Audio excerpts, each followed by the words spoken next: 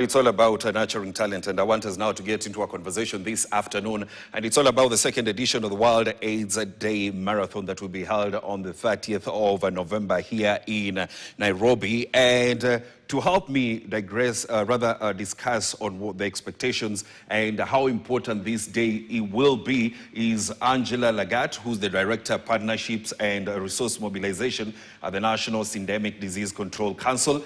Welcome to Scholarline, Angela. Thank you. And also Anne Okaro, who's the National Chair, Kenepote. Welcome to the show, Anne. I hope I said Kenepote right. You're right, thank you.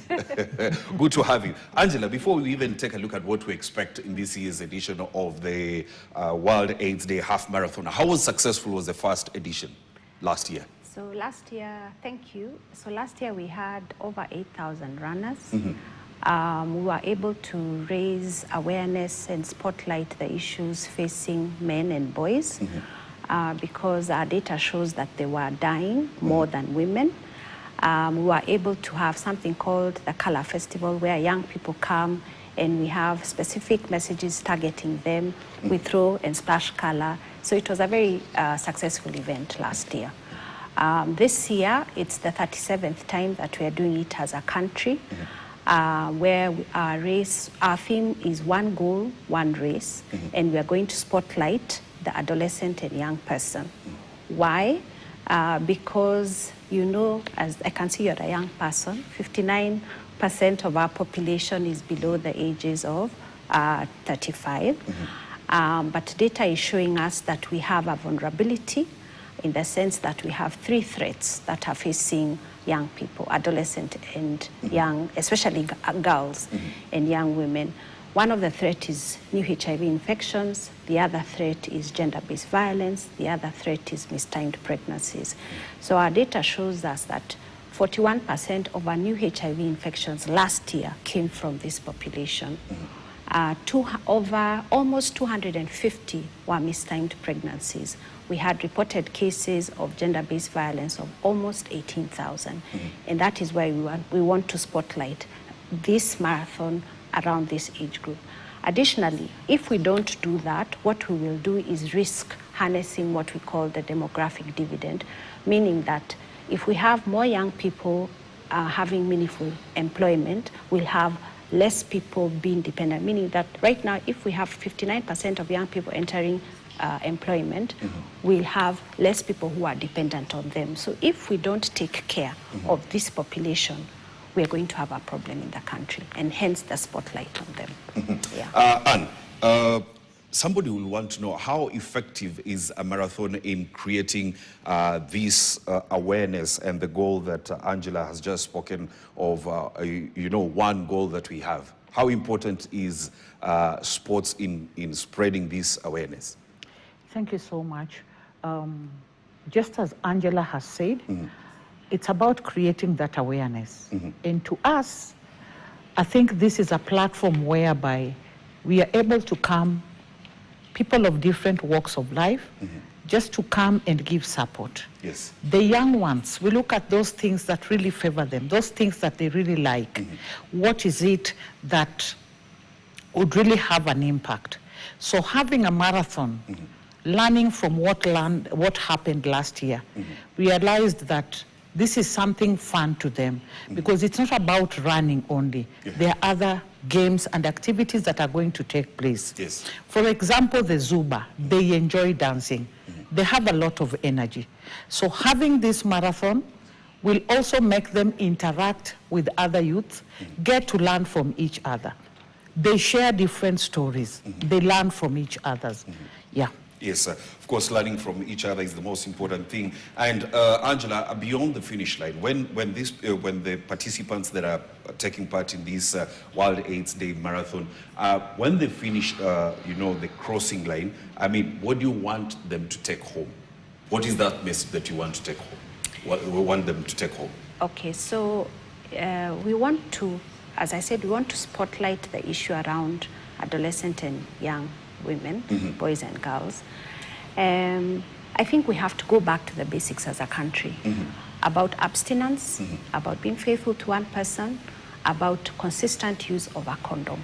That is the message that we want to for people to take away with.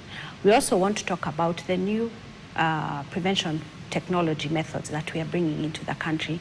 Next year, we roll out something called NPrep, so that people are able to have this injectable twice in a year.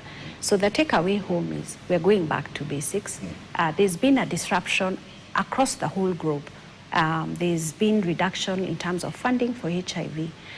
There's been a change of the way things are happening.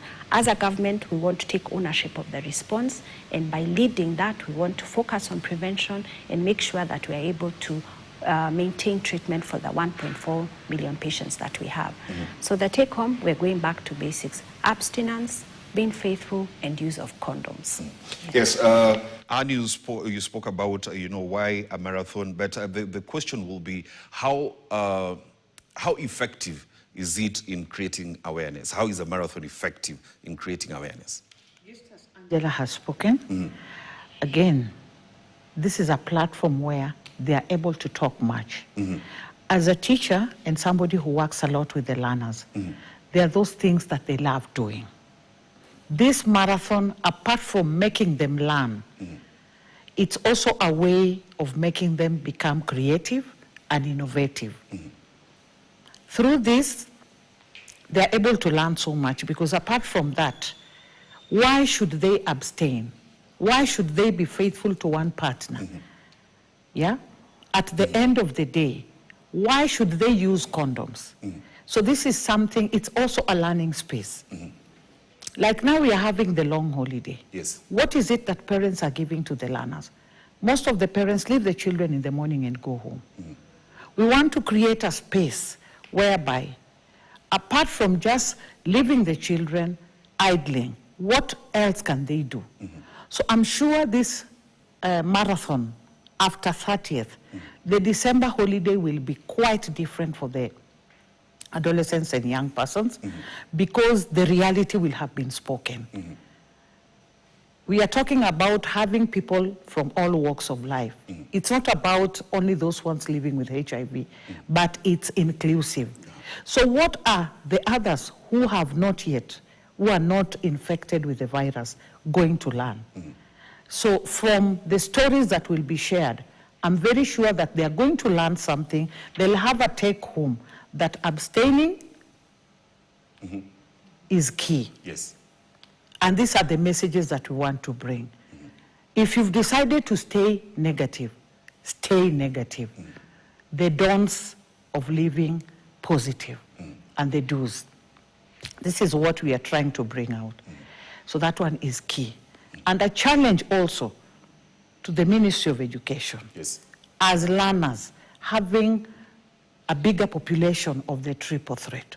What is it that they are going to learn from this marathon that we are having? The one that we had last year, yes, and the one that is going to happen this year.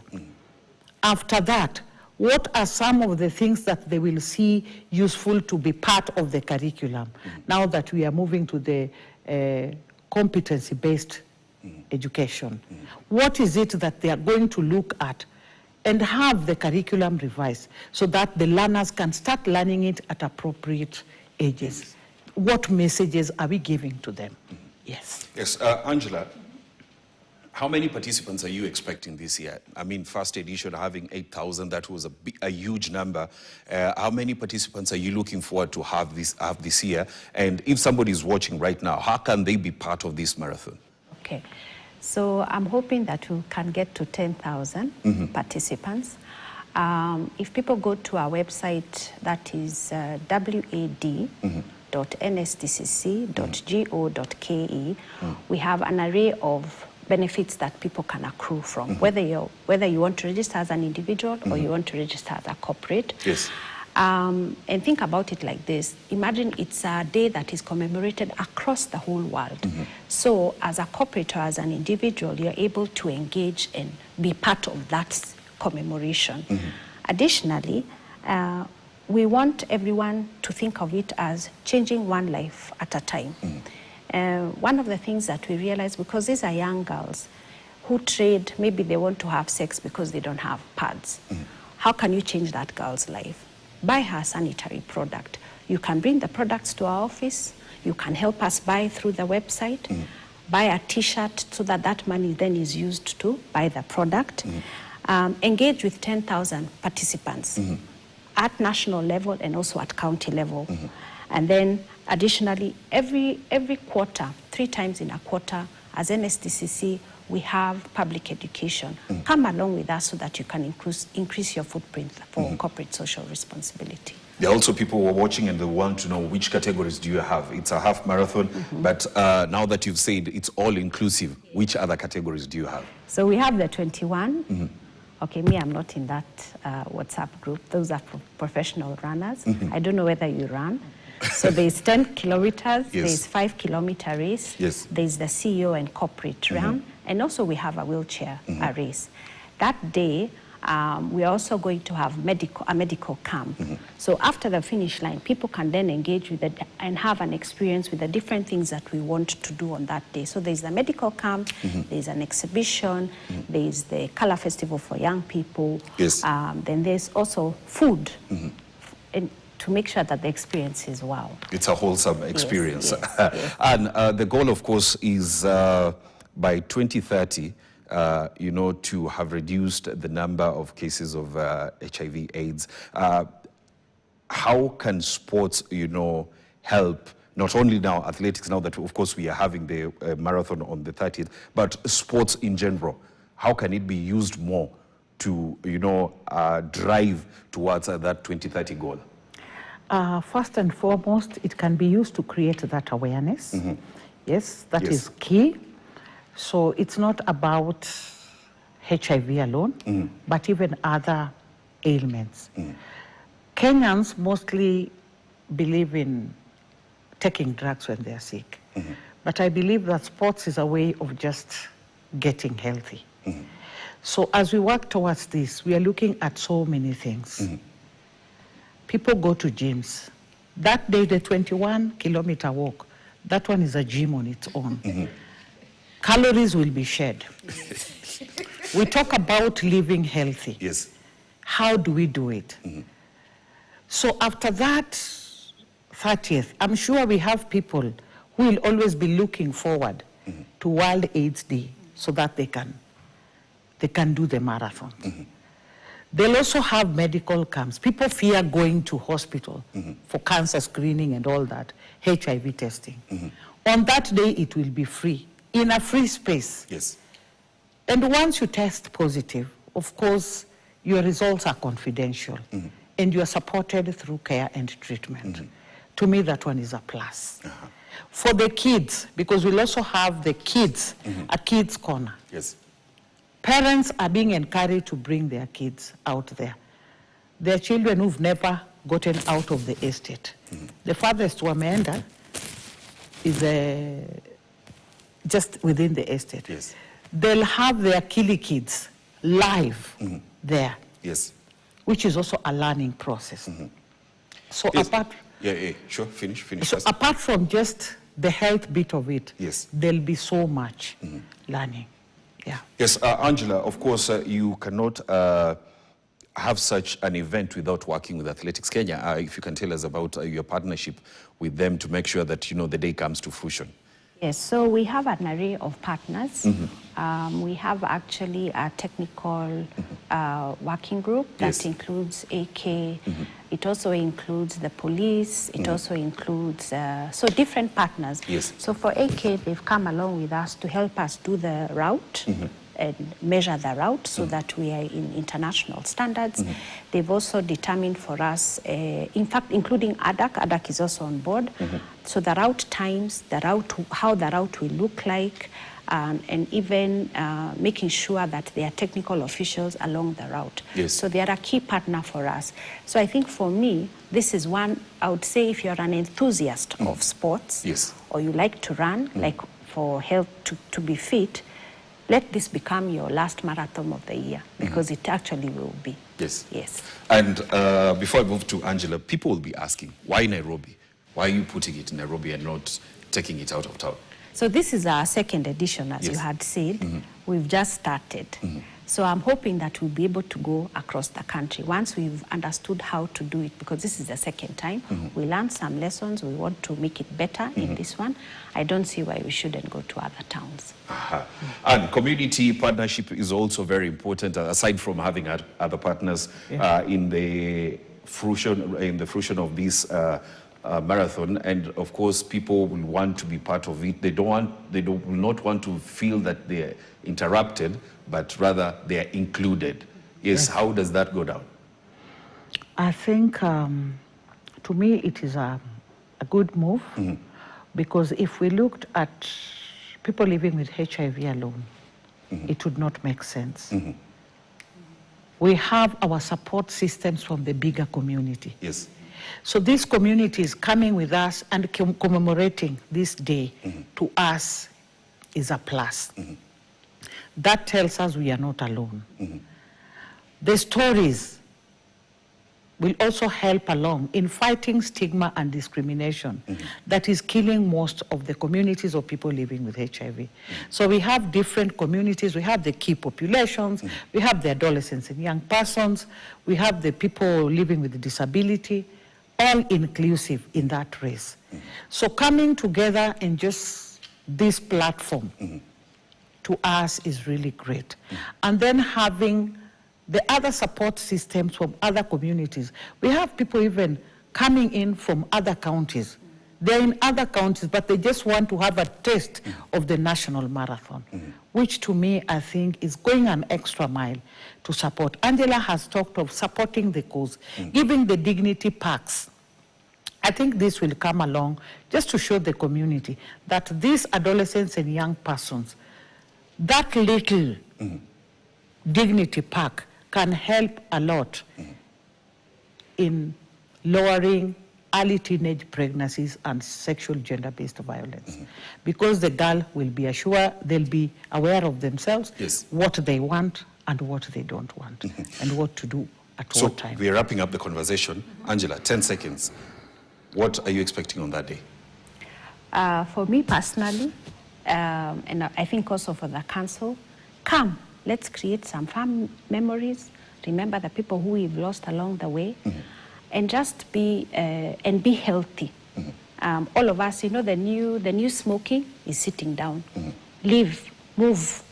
So that is the takeaway. And 10 seconds. I think for me, that day is one, commemorating the ones we have lost, and just celebrating this far that we are still alive all these years. And at least we have people to support us and show us, yes, you are still there and you are still moving on.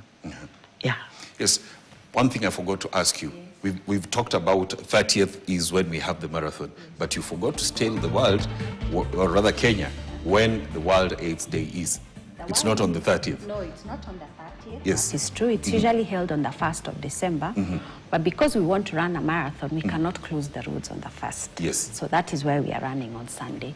But there will be county events across the whole country on the 1st. Yes. Thank you very much, Angela Lagat, the Director, Partnership and Resource Mobilization, National Syndemic Disease Control Council, as well as Anne Okaro, the National Chair, Kenneport, for coming in and talking to us on what to expect on the World AIDS Day Marathon that will be held on the 30th of November, 2 weeks from now. And remember, they've said that we have lots of categories that you can participate in. There's the 21 kilometers, 10 kilometers, 5 kilometers, the CEO and corporate run, as well as the wheelchair. Well, we'll be looking forward to that Sunday, and we'll be waiting to see the happenings on the day. And that is where we wrap up Scholar this afternoon. My name is Robinson Okenye. Enjoy the rest of your viewing.